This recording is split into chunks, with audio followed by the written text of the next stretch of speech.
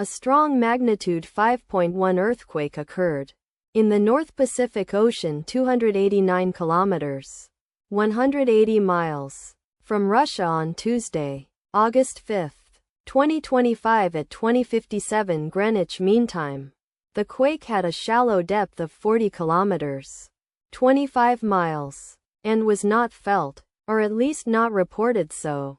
First to report, KBGS Ross after 9 minutes. The earthquake occurred 19 hours after a magnitude 5.1 earthquake had hit on Tuesday, August 5, 2025, at 12:47 p.m. GMT plus 11 local time, in 26 kilometers, 16 miles, distance to the southeast. Data source from Volcano Discovery. Did you feel it? Let us pray. May the earthquake that occurred not affect our brothers and sisters there. May the earthquake not happen again. And may God protect everyone. Amen.